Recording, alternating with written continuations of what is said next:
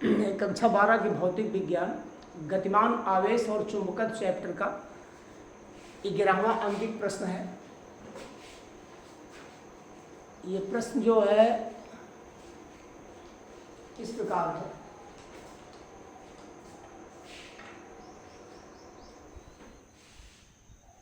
पीछे चित्र दिया है, उसके आधार पर दिया है।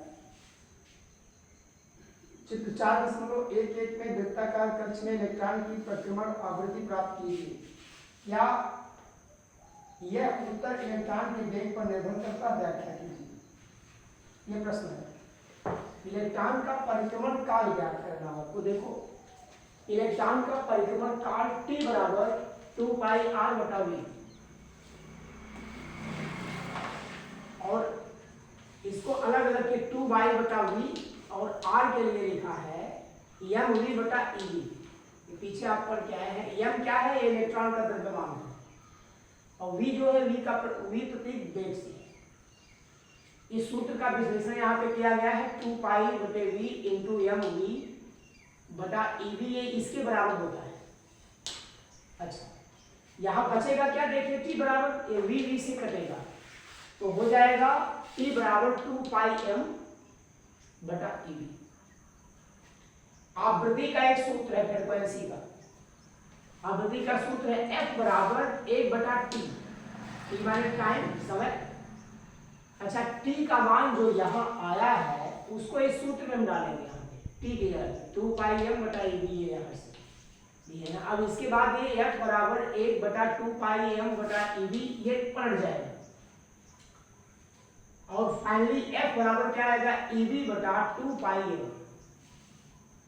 अब हम इसमें मान भरेंगे। E का मतलब इलेक्ट्रॉन पे आवेश कितना है? 1.6 × 10⁻⁻⁻। B का मान जो है दिया है 6.5 × 10⁻⁴ बटे 2। पाई का मान है 3.14, और यह मान जानते हो इलेक्ट्रॉन का द्रव्यमान। इलेक्ट्रॉन का द्रव्यमान कितना है? 9.1 × 10⁻31। अब इस ये जो व्यंजक आया इसको हम हल करेंगे। इसको देखिए, यहाँ 0.1 आगे किसका आएंगे तो 1.6 का हो जाएगा 16 × 10⁻⁴ गुणे 10⁻⁻⁻। यहाँ 10 से गुणा करेंगे 65 हो जाएगा। यहाँ 10 से गुणा करेंगे, नीचे क्या 9.1 में भी 10 से गुणा करेंगे तो यहाँ भी 10 से गुणा, यहाँ भी 10 से गुणा, यहाँ मान के फर्क नहीं पड़ेगा। यहाँ ऊपर 65 आ जाएगा और गुणे 10⁻⁴। नीचे देखिए हमने क्या किया, 2 × 3.14, इसमें 100 से गुणा किया गया है, यानी 314 × 10⁻2 इसको बनाया गया है इसको। और 9.1 को 91 लिख दिया गया। क्यों? क्योंकि ऊपर 6.5 को 65 देखा गया था, तो मान क्लियर हो गया। गुणे 10⁻⁻⁰ ये मान है। अब इसको हल करेंगे। देखिए, 2 से काटे हैं, 2 से 16 को काटेंगे 8 बार आएगा, और 2 से 314 को काटेंगे 157 आएगा। यहाँ ऊपर 8 बचा है, इस 8 को फिर इस 2 से काटेंगे, 2 चौको 8 हो जाएगा, यानी ऊपर 4 बचा है, नीचे 157। यहाँ देखिए 13 से काटे 13 बचे 65, और 13 से 91, 13 से काटे हैं दोनों को, इसको। अब बचा क्या है इसको देखते हैं। 4 गुणे 5 है, यहाँ लिखेंगे, और 10⁻⁻⁴, 10⁻⁻⁴, 10⁻⁴ घाटे सब घाटे जोड़े जाएंगी। आ गया है 10⁻⁴। नीचे क्या बचा है? 157 गुणे 7 गुणे 10⁻⁻⁴। 31 घात यहाँ पे है, 10⁻2 घाटे, ये दोनों जुड़ेगा 10⁻⁻⁵।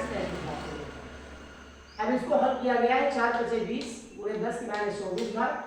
नीचे 7 × 7 = 49 के 9, 7 157 और 9 का गुणा 7 का गुणा करेंगे 1099 आएगा।